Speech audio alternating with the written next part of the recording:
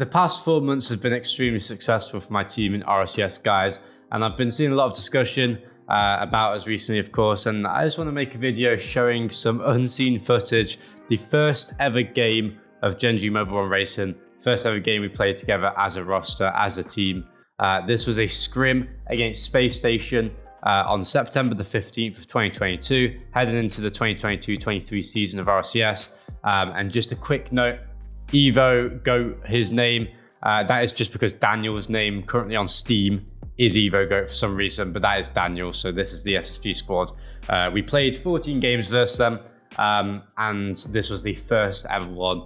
The series, or like not the series, but the scrim score, it was 7-7, went even, which was pretty cool in our first ever scrim. So guys, let's have a look at the first ever footage of the team, because the team's doing very well right now, and I'm sure a lot of people would want to see where it started, where it all started, and you know, how far, you know, we've come since then in that short time. And it has been a short time, only 4 months, but you'll see that our play style has changed quite drastically. I've not checked the stats. We're going to check the stats at the end, a difference between the start of Gen.g and you know, current Gen.g.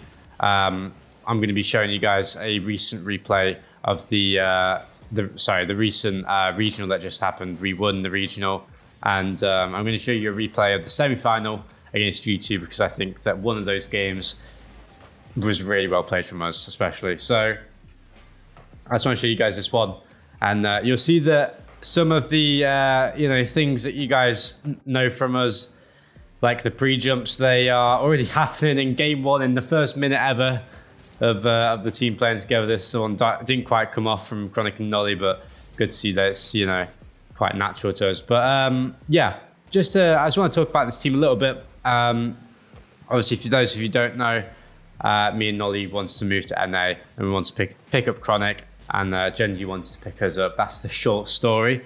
And we obviously knew that Chronic didn't have much experience at a very high level, but we knew that he'd improve very quickly from scrims. And you guys can see he's already fitting in. You'll guys see at the end of this replay that he actually, spoiler, he actually dropped about 700, 800 points in his first ever game with us, which was a pretty good testament. And I think the best part about it was that he was super solid on defense, especially throughout this entire scrim. And that was the most important thing to us. I think you can teach you know, offensive prowess to players, but I think the defense comes more naturally sometimes in this game, especially to mechanical players. If they have a defensive, you know, if they have good defense, that's a very, very good sign, right? To be honest, especially with highly mechanical players, it's cool to see. SSG, they scored the first ever goal on us, and that one, yeah, like I said, first ever goal, pretty cool. Just to go back, I wish I could see my first ever goal I conceded in Rocket League in general, or scored in Rocket League. But back to the game, back to the team. Obviously, we recently won the regional, guys, and I'm very proud of us. It's an honor to be on this team. Very, very grateful, and I just want to work as hard as possible, because I know chances like this don't come ever. Really, you have to be very fortunate and lucky. Of course, it's deserved, but there's an element of luck for sure in it, an element of fortune. And I just want to make sure that I'm working hard to kind of not take it for granted. You know, I think it's very easy to do so. So yeah, I want to make sure I don't regret it in the future. And I love the team, and I love doing what I do. So it's very easy to, you know, to do what I do. But yeah, with the team, been seeing a lot of comparisons being made in you know, Reddit or in Twitter to how dominant previous teams were, some of the best teams in history, like Gale Force and what's it called, in RCSX BDS. And I think it's, to be honest, my 2 cents on the situation, it's a complete disservice, and you know, it's not fair to those previous teams to compare us to them right now. I think that they completely deserve that spot. They did it for such a long time, especially BDS's dominance was insane, really. And, you know, I think it was completely undermined by the fact that there was no lands at the time at no fault of their own. I think that if there were lands, they would have had a higher claim to being the greatest team of all time. I think they are, and that's just my opinion. And I've, you know, almost respect for Dig, old Dig. And I think that they were the greatest team for a long time, but I think BDS kind of dethroned them there. And I don't think we belong anywhere near them, any of those teams right now. And that's my kind of take on the situation. Chronic scores the first goal for Gen.G, and he scores the second goal for Gen.G too. What a goat. Just 90 points, a nice 90 points for Nolly 4 minutes into this game. I'm sure he won't care though. Everyone knows Nolly, one of the most selfless players in RCS. Very, very important, extremely important to the team. And yeah, I love the team, and Nolly gets his Chronic gets his hat trick even. I just want to talk about the team real quick and the way we're playing right now. And you'll see that it's quite still quite pass heavy. You know what we do now. Lots of passes, lots of teamwork actually, right from the get-go, which is very cool to see. We were definitely stringing a lot of passes together in this scrim. Not showing this in this replay in particular a little bit, but not overly too much. There was one game in particular in the scrim later on where we just passed loads. It worked out a lot, and this synergy was naturally there, right? Which is definitely fortunate. Of course, you have to have natural synergy in Rocket League, but of course, we worked on that too. But coming to the end of this replay, quick scoreboard check. Chronic, 4 goals to his name, 761 points so far with last 16 seconds left, and the classic kickoff goal. But yeah, that's gonna end the replay, and a nice 777, quite a satisfying number for Chronic there. But let's go on to a more recent replay. Let's see the differences, and I'm going to talk a little bit about the stats. We're going to dive into these replays a little bit deeper and see what's happened over the course of the last 4 months. And we fast forward to a few days ago where we play G2 in the semi-finals of the first Winter Regional. Nice little team bump coming out there. But we're going to stick on my POV for most of this replay just to talk about this game here. I thought that this game was extremely well played, very good to highlight the differences between the old, the new kind of version of the team when we first saw in, a couple of minutes ago to the current, version, seeing what's changed. And I'm going to be looking at the stats towards the end of this video. Feel free to skip ahead if needed.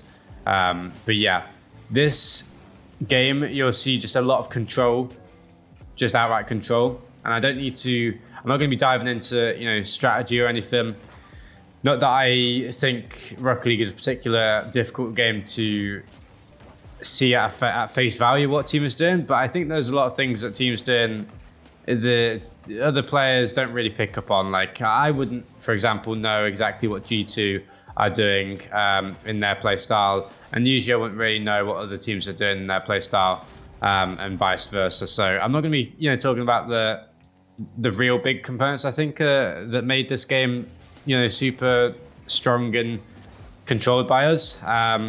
Simply, we were playing the decisions correctly, right? And that's the biggest thing. I think that there are a set of decisions in Rocket League that should be made. I do think that it's a decision, more decision making than mechanics. I think that's more important for me personally. Good effort on the pre-jump there from Chronic. Definitely should have stayed grounded on this one, I think. The only reason being there's no benefit to pre-jumping because there's no... Yeah, I don't think there's benefit to pre-jumping that, but I like the confidence. Sometimes you have to try things for sure, which is always good. Confidence is one of the biggest things in Rocket League, and you'll see that that's one of the biggest differences here between the first replay and now. We have a lot more confidence because we know what we're capable of and we know what we have achieved and can achieve. At the start, we had no idea, right? Sometimes we'd be playing a bit scared still,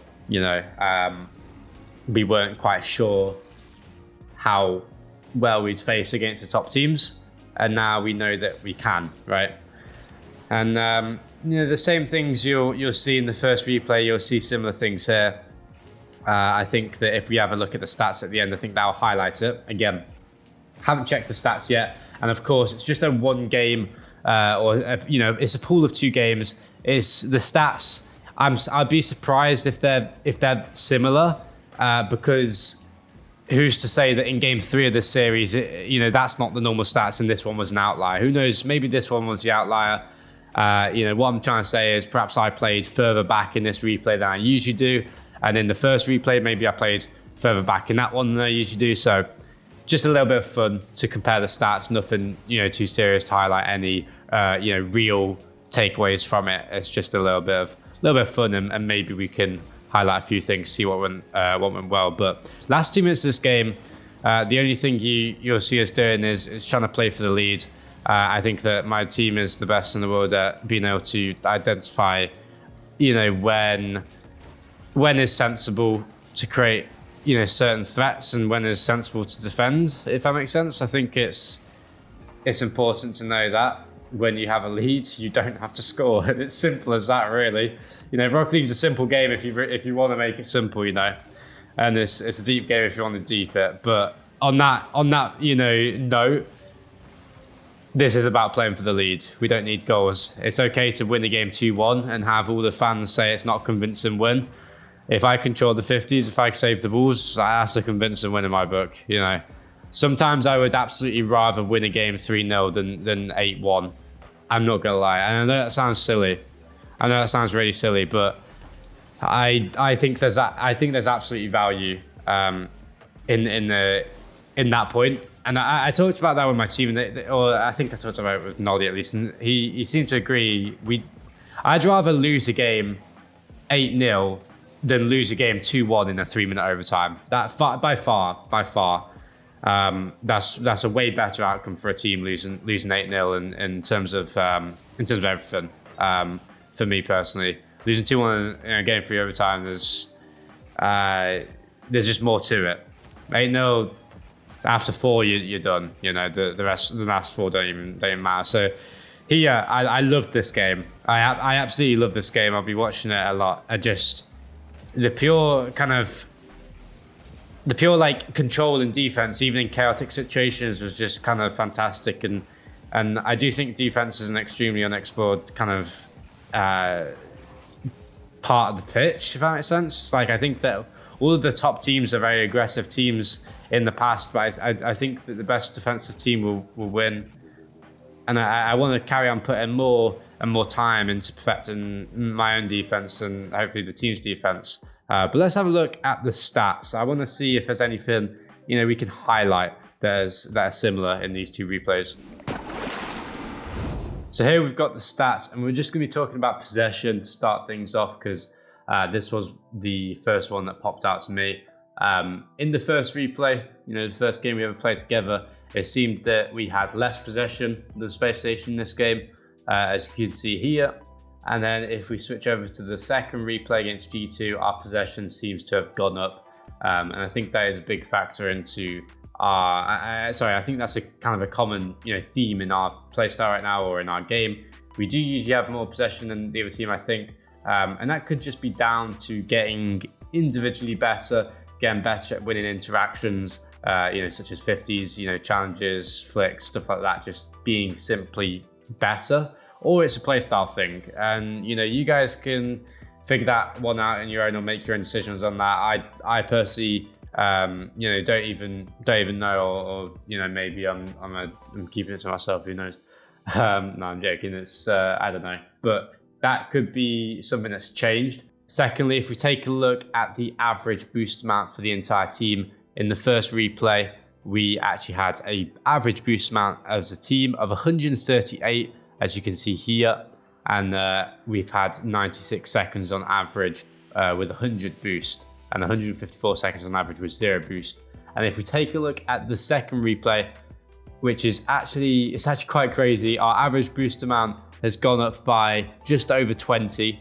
And our seconds with 100 boost has gone up on an average of 40 seconds, and our seconds on 0 boost has gone down by nearly half, which is pretty incredible, to be completely honest. So that's a big thing, whilst keeping our boost per minute at just 40, around 40 lower than the first replay.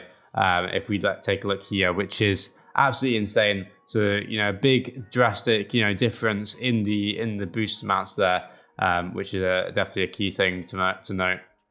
Oh, wow. I actually didn't realize I was going to point out that somehow I had an average boost amount of 57 in this game. That's one of the highest I've seen in RCS in a game. I've not seen, usually you don't see much higher than 55 at an absolute peak. If you have 55, that you've done something crazy. So I don't know how I got 57 there. I think I must have been spawning boost pads in the air somehow, maybe hacking the game, I don't know. But let's go on to the real, the next real stat. All right, I found this one quite interesting. It seems to me that our average, positioning has gotten quite a lot more balanced. In the first replay, Nolly was quite far, away from me and Chronic, and I think usually he might be like that. But at least in the second replay, all of us seem to be very, very close to each other. Nolly was still the furthest away. Chronic. I was further away than Chronic, so I was the furthest away. And Nolly and Chronic was slightly closer.